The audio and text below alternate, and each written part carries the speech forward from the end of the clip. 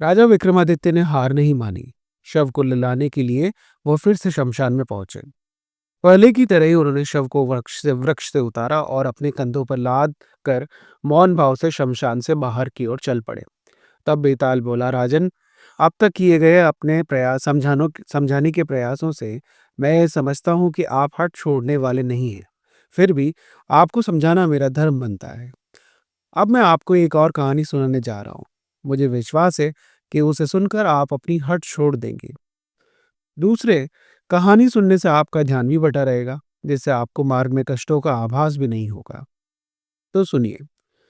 प्राचीन काल में अनंगपुर में अर्थदत्त नाम का एक महाधनी व्यापारी रहता था। उसके लड़के का नाम था धनदत्त और लड़की का नाम मदन सेना। मदन सेना कन्याओं में रत्न के समान थी।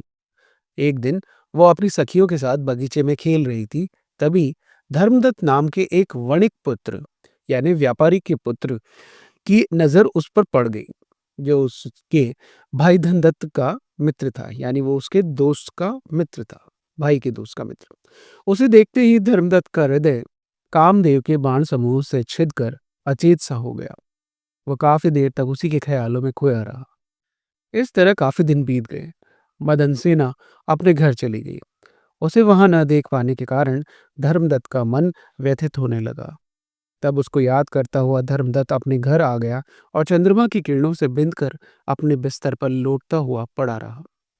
उसके मित्रों और संबंधियों ने उससे उस विकलता का कारण पूछा, लेकिन काम रूपी बाण से मूर्छित धर्मदत्त कुछ भी न कर सका। रात भर वो सो न सका, बस उसी कन्या की याद में खोया रहा। सुबह उठकर फिर वो उसी बगीचे में गया।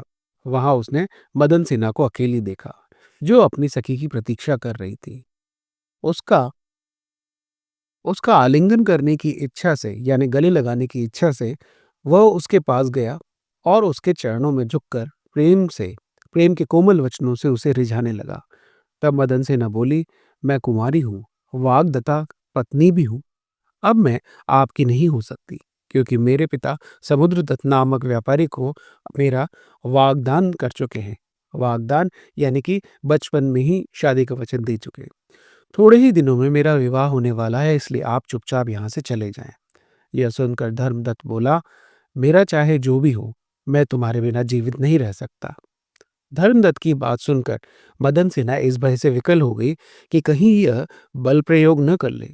उसने कहा, आपने अपने प्रेम से मुझे जीत लिया है, किंतु पहले मेरा विवाह हो जाने दीजिए, फिर मैं आपके पास आ जाऊंगी। यह सुनकर धर्मदत्त ने कहा, मैं ये नहीं चाहता कि मेरी प्रिया मुझसे पहले किसी और की हो चुकी हो, क्योंकि कोई दूसरा जिसका रस ले चुका हो, क्या उस कमल पर भौरा प्रीति रख सकता है? मदन सिन्हा बोली, यदि ऐसी बात है तो मैं विवाह होते ही पहले आपके पास आऊंगी और तब अपने पति के पास जाऊंगी। उसने ये कहने पर भी वणिकपुत्र ने बिना पूरे विश्वास से उसे नहीं छोड़ा। उसने शपथ के सहित उसे सत्य वचन से बांध दिया। तब उसने छुटकारा पाकर घबराई हुई वह अपने घर आ गई।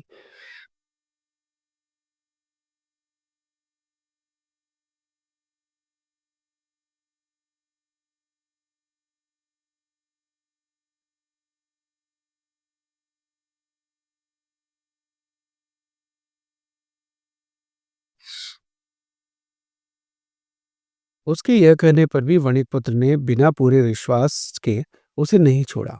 उसने शपथ के सहित उससे सत्य वचन से बांध दिया। तब उसने छुटकारा पाकर घबराई घबराई हुई वह अपने घर आ गई। विवाह का समय आने लगा, पर उसके विवाह का मंगल कार्य समाप्त हो गया। तब वह पति के घर आई। हंसी खुशी में दिन बिताकर रात के समय वह पति के साथ शयन कक्ष में गई। वहां पलंग पर लेटकर भी उसने अपने पति समुद्रदत्त की आलिंगन आदि चेष्टाओं को अस्वीकार नहीं किया। समुद्रदत्त जब उससे अपनी मीठी बातों से रिझाने की चेष्टा करने लगा, तब मदन सेना की आंखों पर आंसू आ गए। तब समुद्रदत्त ने मन में सोचा कि निश्चय ही यह मुझे पसंद नहीं करती। यह सोचकर उसने कहा, सुंदरी, यदि मैं तुम्हें पसंद नहीं हूं तो मुझे भी अब तुमसे कोई काम नहीं है। जो तुम्हें प्रिय लगे तुम उसी के पास चली जाओ। यह सुनकर उसने सिर झुका लिया।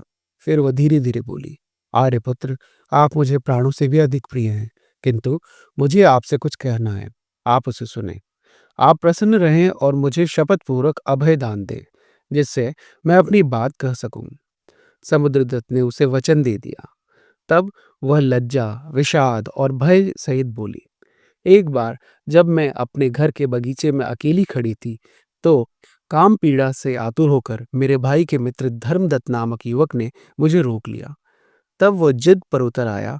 तब मैंने पिता को कन्यादान का फल मिल सके और निंदा भी न हो, इस विचार से उसे वचन दिया कि विवाह हो जाने पर पहले मैं उसके पास आऊंगी, तब अपने पति के पास जाऊंगी। अतः आप मुझे इस समय वचन का पालन करने की अनुमति दें। मैं उसके पास जाकर तुरंत ही आपके पास लौट आऊंगी। बचपन से मैंने जिस सत्य का पालन किया, उसको मैं छोड़ नहीं सकती। उनकी इस बातों से समुद्रदत्त को वज्रपात के समान आघात हुआ, लेकिन वह सत्य से बंधा हुआ था, इसलिए वह क्षण भर सोचता रहा। अन्य पुरुषों में ही आसक्त इस स्त्री को धिक्कार है। ये जाएगी तो अवश्य ही। फिर मैं इसे सत्य से क्यों डिगाऊं? इससे मेरा विवाह हुआ है, इसका आग्रह मुझे क्यों होना चाहिए? यह सोचकर समुद्रदत्त ने उसे जहां जहां भी जाए जाने की अनुमति दे दी। वह उठी और पति के घर से बाहर निकल गई। मदन सेना अंधेरी रात में अकेली मार्ग में चली जा रही थी। तभी किसी चोर ने दौड़कर उसका आंचल पकड़ा और रास्ता रोक लिया। चोर ने पूछा, तुम कौन हो और कहाँ जा रही हो? मदन सेना डरती हुई बोली, तुम्हें इससे क्या, मुझे छोड़ दो।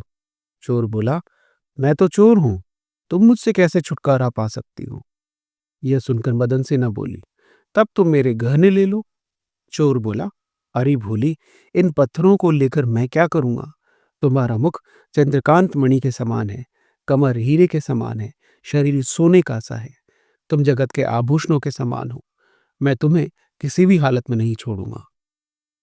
चोर की बात सुनकर मदन सिन्हा ने विवश होकर अपना वृत्तांत सुनाने के बाद उस चोर से प्रार्थना करते हुए कहा, कुछ देर के लिए मुझे क्षमा करो, तुम यहीं ठहरो। तब तक मैं अपना वचन पूरा करके शीघ्र ही तुम्हारे पास आ जाऊंगी। मैं अपनी इस सच्ची बात का उल्लंघन नहीं करूंगी। यह सुनकर चोर ने उसकी सच्चाई पर अटल रहने वाली समझा और छोड़ दिया। वह चोर वहीं रुककर उससे लौटने की प्रतीक्षा करने लगा। मदन सेना वहां से धर्मदत्त के पास चली गई। धर्मदत्त मदन सेना को चाहता था।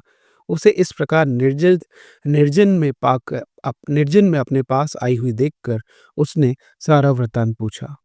फिर थोड़ी देर तक सोचने के बाद बोला, तुम्हारी सच्चाई से मैं संतुष्ट हूं, लेकिन तुम पराई स्त्री हो, तुमसे मुझे क्या प्रयोजन है? अतः तुम्हें तुम्हें तुम्हें कोई देख ले, इससे पहले तुम जहां से आई हो वहीं चली जाओ। इस प्रकार धर्मदत्त ने उसे छोड़ दिया। तब वह चोर के पास आई, जो मार्ग में उसकी प्रतीक्षा कर रहा था। चोर ने उसकी सच्चाई देखकर कहा, मैं तुम्हारी सच्चाई से संतुष्ट हूं, मैं तुम्हें छोड़ता। तुम अपने गहनों के साथ अपने घर जाओ। इस प्रकार चोर ने भी उसे छोड़ दिया और उसकी सुरक्षा के लिए उसके साथ चल दिया। इस प्रकार वह प्रसन्नतापूर्वक अपने पति के पास आई और अपने शील की रक्षा कर सकी। पति के पूछने पर उसने सारा वृतांत उसे बता दिया। पति ने देखा कि उसके मुख की कांति कुम्हलाई नहीं है, शरीर पर संभोग या कोई चिन्ह भी नहीं है और उसका मन शुद्ध है। तो उसने मदन सेना को अखंडित चरित्र वाली, सत्य का पालन करने वाली तथा सती स्त्री मानकर उसका कुलोचित सत्कार किया। फिर समुद्रदत्त उसके साथ सुखपूर्वक रहने लगा। यह बात सुनकर बेताल ने विक्रमादित्य से कहा, राजन, अब यह बताएं कि उस चोर और उन दोनों वणिक पुत्रों में से त्यागी कौन था? यदि जानते हुए भी आपने मेरे प्रश्न का उत्तर नहीं दिया, तो आपके सिर के टुकड़े टुकड़े हो जाएंगे। आखिरकार विक्रमादित्य को अपना मौन तोड़ना पड़ा। उन्होंने कहा, बेताल, त्यागी उनमें से चोर ही था, दोनों वणिक पुत्र नहीं। पति ने वैसे आचरण वाली स्त्री को विवाहित होने पर भी त्याग करने योग्य समझकर उसका त्याग किया था। वह कुलीन वणिक अपनी स्त्री को दूसरे पुरुष के प्रति आसक्त जानकर भी कैसे अपनाता? दूसरे वणिक पुत्र का हृदय वेग समय पाकर मंद हो गया था। फिर उसे इस बात का डर भी हुआ होगा कि सारी बातें जानकर उसका पति सवेरे होने पर राजा से कह देगा। अतः उसने भी उसे त्याग दिया। लेकिन चोर को कोई डर नहीं था। वह गुप्त रूप से पाप कर्म में लगा हुआ था। उसने तो आभूषणों से सहित पाई हुई स्त्री को छोड़ दिया। इससे वही सच्चा त्यागी था। राजा विक्रमादित्य का मौन भंग होते ही बेताल उन्हीं उनकी पकड़ से आजाद होकर पुनः उसी शिशंपा के वृक्ष पर सहित शव सहित जाकर लटक गया। विक्रमादित्य वहीं खड़े खड़े देखते रह गए। तो मिलते हैं दोस्तों नई कहानियों के साथ अगले वीडियोस में। लाइक कीजिए, शेयर कीजिए, सब्सक्राइब कीजिए। तब तक जय सिया राम, राधे राधे।